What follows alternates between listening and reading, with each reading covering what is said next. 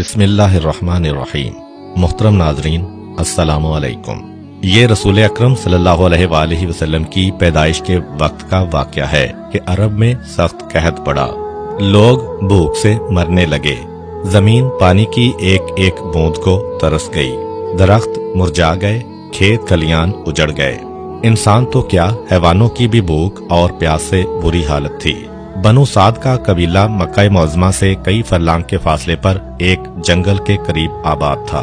इस कबीले के लोग मवेशी पालकर गुजर बसर करते थे। जब कहत पड़ा तो बनु साद का कबीला ही सबसे ज्यादा मुतासिर हुआ, क्योंकि जब बारिश ना हुई तो खेत सूख गए, फसलें बर्बाद हो गईं, इंसानों और हैवानों को खुराक ना मिली और यूं जानदार भूख से मरने लगे। उस जमाने में अरब में ये रस्म थी कि देहाती औरतें उम्रा के बच्चों को परवरिश की गर्ज से ले लेती और जब बच्चा 4-5 साल का हो जाता तो उसे वालिदैन के हवाले कर देती और इस खिदमत के सिले में बच्चे के वालिदैन से उन्हें इनामो इकराम मिलता।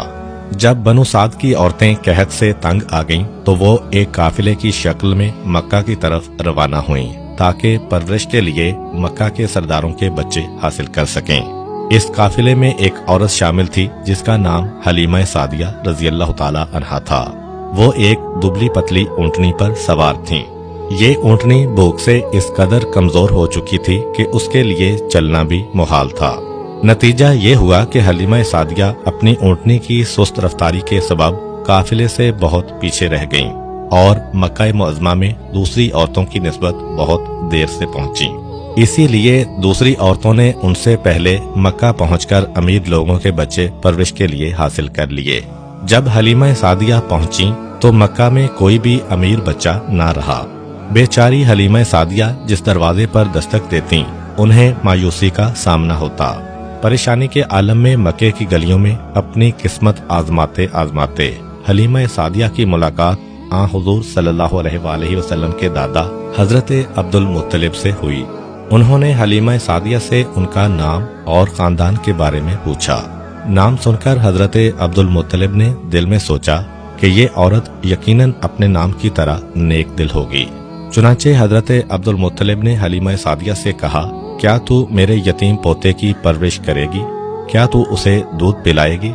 हलीमा सादिया ने अर्ज की, हुजूर क्यों नहीं, आप अपना पोता मेरे हवाले करें, मैं उसकी बेहतरीन परवरिश करूंगी। हजरत अब्दुल मुत्तलिब बड़े खुश हुए क्योंकि उन्होंने इससे पहले कई औरतों को अपने पोते की परवरिश की जिम्मेदारी सौंपनी चाहिए, तो उन्होंने इस ख्याल से साफ इनकार कर दिया कि बच्चा यतीम है, शायद उन्हें इनकी खिदमत का सही मुआवजा न मिले। चुनाचे हजरत अब्दुल मुत्तलिब हलीमा सादिया रज़ियल्लाहु ताला अन्हा को अपने घर ले गए और एक बहुत खूबसूरत बच्चे को जो उस वक्त पंगूड़े में सो रहा था परवरिश की गर्ज से हलीमा सादिया के हवाले कर दिया।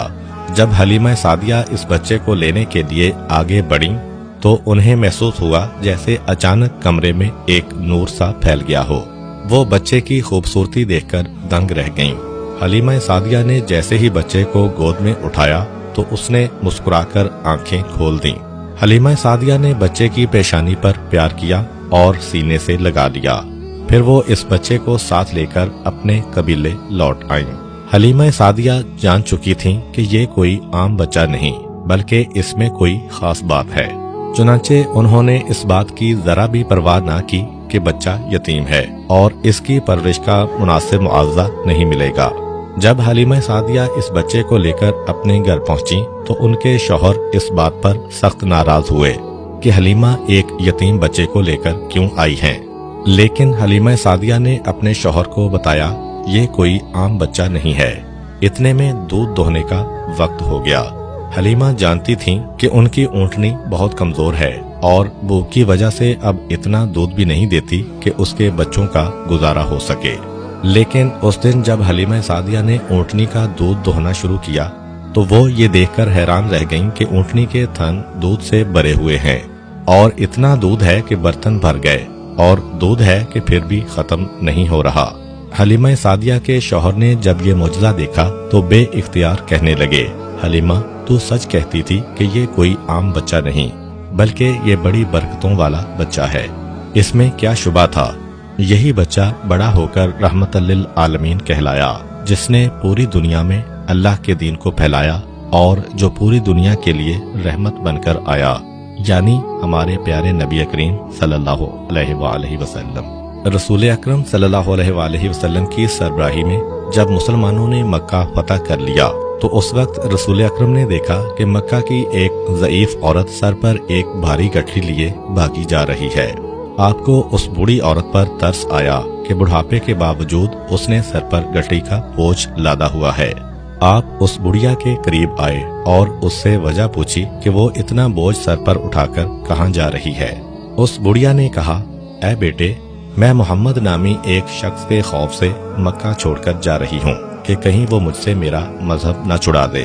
آپ یہ سن کر مسکرائے اور اس بڑھیا سے کہا، مائی، اتنی بھاری گٹھڑی تو کیسے اٹھائے گی؟ لا، یہ بوجھ مجھے دے دے۔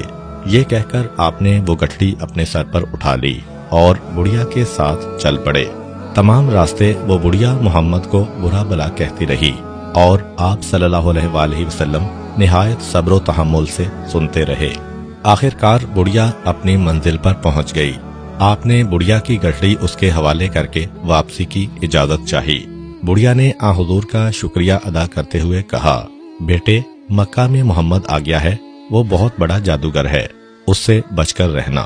آپ نے بڑھیا کی بات سن کر نہایت ملائمت سے کہا، مائی، میں وہی محمد ہوں جس کے خوف سے تو مکہ چھوڑ آئی ہے۔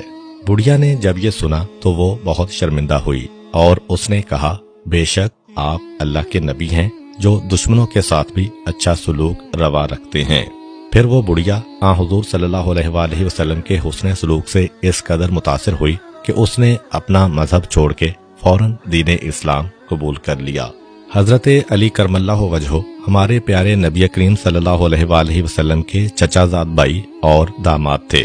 آن حضور کو حضرت علی سے بہت محبت تھی۔ حضرت علی بچپن سے ہی آن حضور کے ساتھ ساتھ رہتے تھے۔ حضرت علی نے آن حضور کی تعلیمات پر صحیح معنوں میں عمل کیا۔ جب آن حضور صلی اللہ علیہ وآلہ وسلم نے اللہ تعالیٰ کے حکم سے اپنی نبوت کا اعلان کیا اور لوگوں کو اسلام کی دعوت دی تو یہ حضرت علی ہی تھے جنہوں نے سب سے پہلے آپ کی دعوت پر اسلام قبول کیا۔ اس وقت حضرت علی کی عمر صرف 9 برس تھی۔ حضرت علی نے ہر مشکل گھڑی میں آن حضور کا ساتھ دیا۔ یہی وجہ تھی کہ رسول اللہ صلی اللہ علیہ وآلہ وسلم کو حضرت علی کرم اللہ وجہہ سے خاص محبت تھی۔ رسول اللہ نے اپنی پیاری بیٹی حضرت فاطمہ سلام اللہ علیہا، جنہیں خاتون جنت بھی کہتے ہیں، کو حضرت علی کے نکاح میں دے دیا۔ حضرت امام حسن اور امام حسین علیہ السلام حضرت علی اور حضرت فاطمہ کے بیٹے ہیں۔ آن حضور کو اپنے ان نواسوں سے بہت محبت تھی۔ ہماری اسلامی تاریخ حضرت امام حسن اور حضرت امام حسین کے سنہری کارناموں سے بری ہوئی ہے۔ حضرت علی کی طرح ان کی اولاد نے بھی دین اسلام کی سربلندی کے لیے بڑی قربانیاں دیں اور اپنے والد کے نقش قدم پر چلتے ہوئے اپنے نانا حضرت محمد صلی اللہ علیہ وآلہ وسلم کے دین کا بول بالا کیا۔ بلا شبہ یہ حضرت علی اور حضرت فاطمہ کی تربیت کا اثر تھا۔ حضرت علی کی تمام زندگی یعنی بچپن سے لے کر شہادت تک اسلام کے لیے وقف تھی۔ حضرت علی کو ہر جنگ میں آن حضور کے ساتھ رہنے کا شرف حاصل ہے۔ ان تمام جنگوں میں حضرت علی نے بڑی بہادری اور شجاعت کے جوہر دکھائے، اسی لیے انہیں شیر خدا کا لقب ملا، جس کا مطلب ہے خدا کا شیر۔ بہادر ہونے کے ساتھ ساتھ حضرت علی میں ایک اور بڑی خوبی یہ تھی کہ علم اور دانائی میں بھی آپ کا کوئی ثانی نہیں تھا، اسی لیے آپ کو باب العلم یعنی علم کا دروازہ کہا جاتا ہے۔ یہ واقعہ حضرت علی کرم اللہ وجہہ کا ہے۔ ایک دفعہ کا ذکر ہے کہ نبی کریم صلی اللہ علیہ وآلہ وسلم کی محفل میں صحابہ کرام رضوان اللہ علیہم بیٹھے تھے۔ حضرت علی آن حضور کے بالکل پاس پہلو میں بیٹھے تھے۔ حضرت علی کو کیونکہ حضور کا قرب حاصل تھا اور بچپن سے حضرت علی حضور کے ساتھ ساتھ رہتے تھے، اس لیے آپ حضور سے کبھی کبھی مذاق بھی کر لیا کرتے تھے، لیکن اس مذاق میں شائستگی کا پہلو ہوتا تھا۔ یہ واقعہ بھی کچھ ایسا ہی ہے۔ کوئی صحابی رسول حضور کی خدمت میں کھجور کی ایک ٹوکری لے کر آئے۔ آپ نے وہ ان صحابہ کرام میں تقسیم کی جو آپ کی محفل میں شریک تھے اور کھجور کی افادیت پر روشنی ڈالی۔ اس کے بعد حضور صلی اللہ علیہ وآلہ وسلم اور تمام صحابہ کرام کھجوریں کھانے لگے۔ حضرت علی جو حضور کے